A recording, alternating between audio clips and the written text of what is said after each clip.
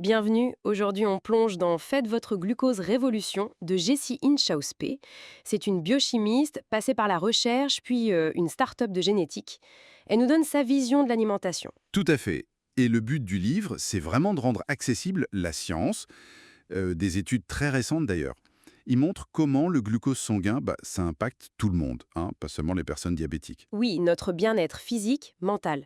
Et c'est adapté pour nous en France. Exactement. Alors la mission qu'on se donne, c'est de comprendre comment notre corps nous parle via la glycémie. Et surtout trouver des astuces simples pour lisser la courbe, comme elle dit, pour se sentir mieux quoi. C'est ça. On y va? Allons-y. L'idée de base, c'est que notre corps envoie plein de signaux, Hmm, mais qu'on les écoute pas toujours, hmm. ou qu'on est un peu berné par le marketing, non? Le PDG indispensable, le sucre obligatoire pour l'énergie. Ah oui, tous ces mythes.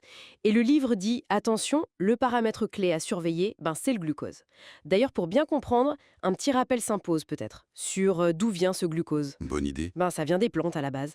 La photosynthèse, elle le stocke sous forme d'amidon dans les racines, les graines ou de sucre dans les fruits. Et puis il y a les fibres, la structure de la plante. D'accord. Le souci aujourd'hui, c'est que l'industrie, souvent, elle enlève les fibres et elle concentre l'amidon et le sucre. Ah oui, donc on a le sucre, mais sans son emballage naturel en quelque sorte. C'est exactement ça. Et c'est là que ça peut devenir problématique, ces quantités massives et rapides. Et l'auteur, elle le raconte bien avec son histoire perso, non? L'accident, le brouillard cérébral, oui, la dépersonnalisation aussi. Des trucs assez lourds. Et c'est en bossant chez 23andMe, en testant un capteur de glucose. Voilà, un capteur en continu, c'est là qu'elle a fait le lien direct entre ses symptômes et ses pics de glucose. Les fameux pics. Oui, ces montées rapides de sucre dans le sang, juste après un repas riche en glucides, mais sans rien pour les accompagner. Sans les habits, comme elle dit. Les fibres, les protéines, les graisses. Exactement. Et la deuxième partie du livre explique pourquoi c'est problématique, ces pics. D'abord, ça sature nos usines à énergie, les mitochondries. Ok. Et ça crée des radicaux libres. Du stress oxydatif, quoi. Ça abîme les cellules, l'ADN, bref, ça nous fait vieillir plus vite, Les rides, tout ça. entre autres, oui. Il y a la glycation. La glycation. C'est un peu comme si le sucre caramélisait nos protéines. Le collagène, par exemple, ça le rend rigide. Ah oui, moins de souplesse dans les tissus, je vois. Et en troisièmement, l'insuline. Face à ce pic de sucre, le corps envoie une vague d'insuline pour gérer. Et l'excès? L'insuline le fait stocker, sous forme de graisse. D'où la prise de poids, mais aussi des soucis comme la stéatose hépatique, le foie gras, quoi. Et à long terme, ces montagnes russes de glycémie, ça use, j'imagine? Carrément. Ça peut mener à la résistance à l'insuline, le prédiabète, le diabète de type 2, Sans parler de la fatigue chronique, des fringales incontrôlables. oui, ou même des liens avec le SOPK, le syndrome des ovaires polykystiques, les maladies cardiaques, les problèmes de peau, l'humeur, l'inflammation générale aussi.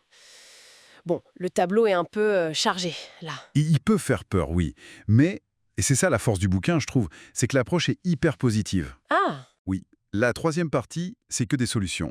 10 conseils simples, basés sur la science, pour aplatir les courbes. sans faire un régime horrible. Exactement. Ouais. Sans frustration. Par exemple, juste manger les aliments dans le bon ordre. C'est-à-dire, Les légumes d'abord, puis les protéines et les graisses, et on finit par les féculents et les sucres. et ça marche, ça? Apparemment, oui. Une étude citée montre que ça peut réduire le pic de glucose de 73%. C'est dingue, non? Ah oui, quand même. 73% juste en changeant l'ordre. C'est énorme. Et le pic d'insuline aussi, du coup. Réduit de 48% dans cette étude. Donc oui, un impact majeur pour un petit changement. Et il y a d'autres astuces de ce genre? Plein.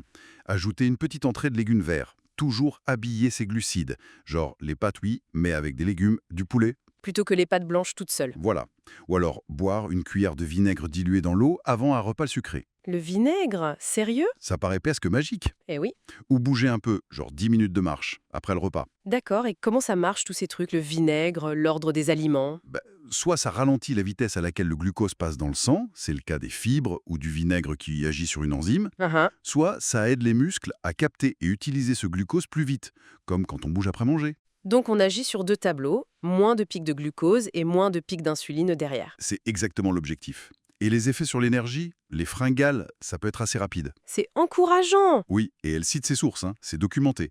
Bon, elle précise bien qu'elle n'est pas médecin, évidemment. Faut consulter si besoin. Bien sûr, c'est important de le rappeler. Donc, pour résumer un peu, ce livre, il démocratise vraiment la science de la glycémie. Il nous montre que gérer son glucose, Ben, c'est pas juste un truc pour diabétiques, c'est pour tout le monde. Oui, que des petits ajustements dans notre façon de manger, pas forcément quoi manger, Oui. basés sur la science récente, peuvent vraiment changer notre quotidien niveau énergie et notre santé future. C'est une perspective intéressante. Ça nous laisse avec une petite réflexion, peut-être. Et si finalement, pour retrouver de l'énergie, pour se sentir mieux, la clé, c'était pas la privation, Hum, hum. mais juste une réorganisation simple de l'assiette, ou un coup de pouce inattendu, comme cette fameuse cuillère de vinaigre. Ça donne à réfléchir pour le prochain repas, c'est sûr. Exactement. De quoi regarder notre assiette un peu différemment.